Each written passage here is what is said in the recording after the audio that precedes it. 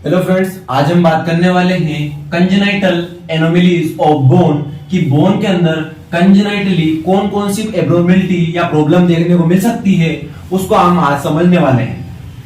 ये topic fine level के शल्य तंत्र का है, तो उसको हम समझने वाले हैं। तो सबसे पहले बात करते हैं एब्नॉर्मेलिटी ऑफ वर्टिब्रल कॉलम कि वर्टिब्रल कॉलम के अंदर कंजेनाइटली क्या क्या प्रॉब्लम अपने को देखने को मिल सकती है।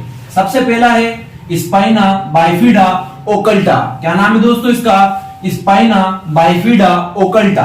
अब इसके अंदर होता क्या है दोस्तों? इसके अंदर क्या होता है, जो हमारा वर्टिब्रल कॉलम है वो क्या होता है, नीचे से लंबर और सेक्रल रीजन के यहाँ पर क्या होता है, जो वर्टिब्री ये सभी किससे मिलकर बना हुआ है, अलग अलग वर्टिब्रा से मिलकर बना हुआ है। तो यहाँ पर क्या होता है, एक वर्टिब्रा कैसी हो जाती है, गायब हो जाती है, एक वर्टिब्रा नहीं होती, जिसको हम क्या बोलते हैं, स्पाइना बाइफिडा ओकल्टा।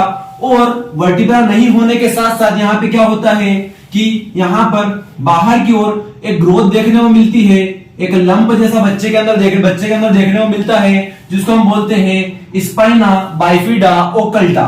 चलिए आगे बात करते हैं। सेकंड है स्कोलियोसिस। स्कोलियोसिस का मतलब क्या, side way curvature of spine. Spine का क्या हो जाना, साइड की ओर कर्वेचर ले लेना। कैसे? इस तरह से स्पाइरल जो होगी हमारी जो वर्टिब्रल कॉलम है वो कैसी हो जाएगी, स्पाइरल हो जाएगी। आप साइड में डायग्राम देख सकते हैं, इस तरह का हमारा स्कोलियोसिस का पेशेंट दिखाई देगा। चलिए आगे बात करते हैं काइफोसिस। काइफोसिस क्या होता है, एबनॉर्मल कर्व्ड स्पाइन। ठीक है, इसके अंदर क्या होगा, जो स्पाइन जो होगी वो क्या कर लेगी, कर्व्ड हो जाएगी। कहां पे, सामने की ओर, फॉरवर्ड में। तो कैसा हो जाएगा, जो स्पाइनल कॉर्ड है वो सामने की ओर इस तरह से झुक जाएगा। ठीक है, उसको हम बोलेंगे काइफोसिस, या फिर इसका एक और नाम होता है, इसको हंचबैक के नाम से भी जाना जाता है।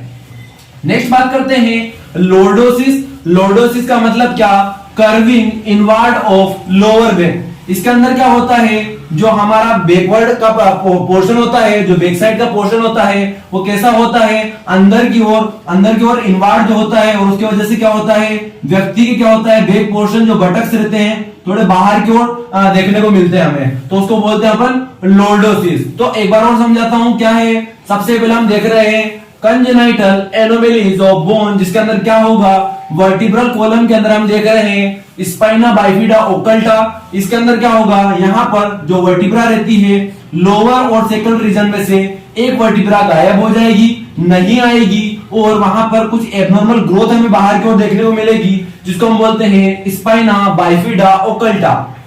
आगे बात करते हैं, नेक्स्ट है स्कोलियोसिस। इसके अंदर क्या हो जाएगा, side way curvature of spine. Spine कैसी हो जाएगी, ऐसा स्पाइरल शेप हो जाएगी।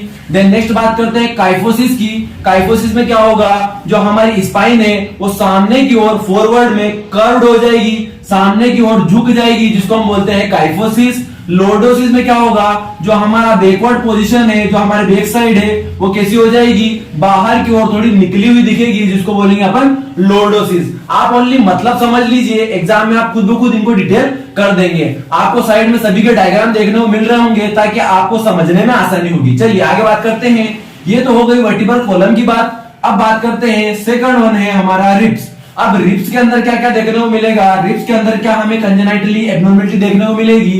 तो रिब्स के अंदर आपको देखने को मिलेगा फ्यूज्ड रिब्स।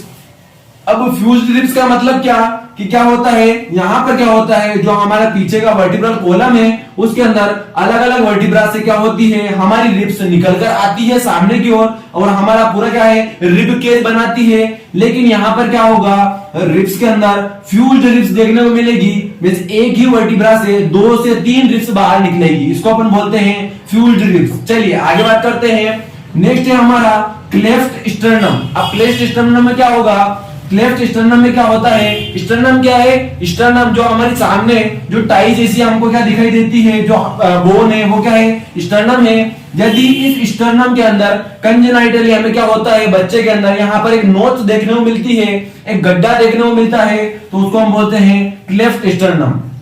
चलिए आगे बात करते हैं। नेक्स्ट है स्कल। स्कल के अंदर क्या आप लोगों को एब्नॉर्मेलिटी देखने को मिल सकती है, तो उसके अंदर हमको देखने को मिलेगा माइक्रोसिफेली। अब माइक्रोसिफेली का मतलब क्या, माइक्रोसिफेली का मतलब होता है जो बच्चा होता है उसके अंदर जो क्रेनियम होता है उसका साइज एबनॉर्मल हो जाता है। मींस यहाँ पर क्या होगा, स्कल और ब्रेन का डेवलपमेंट नहीं होगा, उसकी वजह से जो क्रेनियम है वो थोड़ा स्मॉल रहेगा, साइज में थोड़ा छोटा रहेगा। तो क्या हो रहा है, यहाँ पर स्कल के अंदर माइक्रोसिफेली मिल रही है, जिसके अंदर बच्चे के अंदर जो स्कल है और ब्रेन है उसका प्रॉपर रूप से डेवलपमेंट नहीं होने की वजह से साइज कैसा रह गया है, क्रेनियम का थोड़ा छोटा रह गया है। आगे बात करते हैं congenitally dislocation of hip joint. Hip joint का डिसलोकेशन मिलना कैसा, कंजेनाइटली ही बच्चे के अंदर कैसा होगा, हिप जॉइंट जो रहेगा डिसलोकेट हुआ रहेगा।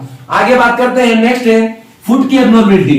अब फुट के अंदर क्या एब्नॉर्मलिटी मिलेगी, तो फुट के अंदर हमें देखने को मिलेगा फ्लैट फुट। अब फ्लैट फुट कैसे दोस्तों, क्या होता है, हमारा जो नॉर्मल पैर होता है वो कैसा रहता है, इस तरह से रहता है, इसके नीचे दोनों पैर के अंदर थोड़ी गैप रहती है। जो गैप रहती है जब हम जमीन के ऊपर पैर रखते हैं तो यहाँ पर क्या होता है, थोड़ी गैप रहती है। लेकिन जो फ्लैट फुट होता है उसके अंदर क्या होता है, कंजेनाइटली हमें ये एब्नॉर्मलिटी देखने को मिलती है कि ये जो स्पेस होती है ये नहीं होती और ये पैर पूरा कैसा हो जाता है, ऐसा फ्लैट हो जाता है। इसको हम बोलते हैं फ्लैट फुट। आगे बात करते हैं, नेक्स्ट है फेलेंजेस। फेलेंजेस मींस उंगलियां। अब उंगलियों के अंदर क्या क्या देखने को मिलेगा, तो उंगलियों के अंदर देखने को मिलेगा पॉलीडिक्टेली।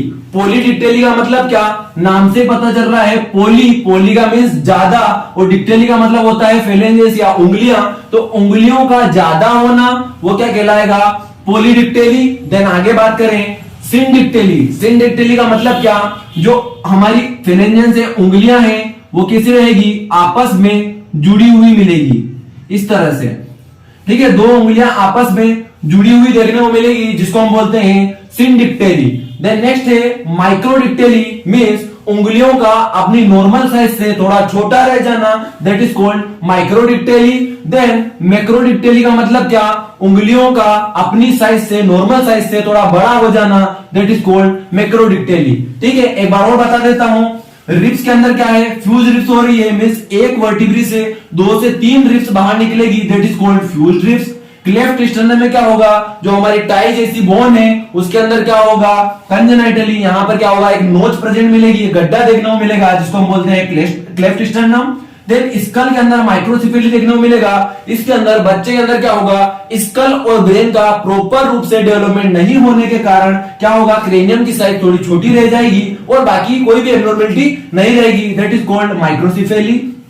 आगे बात करें, कंजेनाइटली बच्चे के अंदर क्या हो जाना, डिसलोकेशन ऑफ हिप जॉइंट मिलना।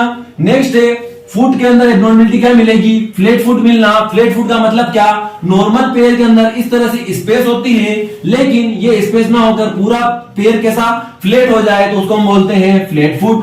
फेलेंजेस के अंदर होता है पॉलीडिक्टेली, में ज्यादा उंगलियों का होना। सिंडिक्टेली का मतलब उंगलियों का आपस में जुड़ा होना।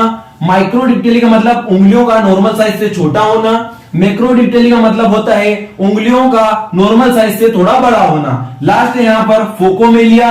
फोकोमेलिया का मतलब क्या होता है, बच्चे के अंदर किसी ड्रग का रिएक्शन होने की वजह से कंजेनाइटली क्या होता है, जो ट्रंक होता है वह तो नॉर्मल रहता है, लेकिन उसके हाथ और पैर दोनों कैसे रह जाते हैं, छोटे रह जाते हैं, उसको बोलते हैं हम फोकोमेलिया। तो ये आपको निम्नलिखित चीजें क्या करना है, कंजेनाइटल एनोमलीज ऑफ बोन के अंदर लिखना है। तो दोस्तों आपको ये वीडियो कैसा लगा नीचे कमेंट बॉक्स में जरूर बताएं, और जिसने भी अभी तक मास्टरमाइंड समीर को सब्सक्राइब नहीं किया है तो प्लीज सब्सक्राइब कर ले, बेल आइकन को प्रेस कर दें ताकि आने वाली वीडियो की अपडेट आपको मिलती रहे। Thank you.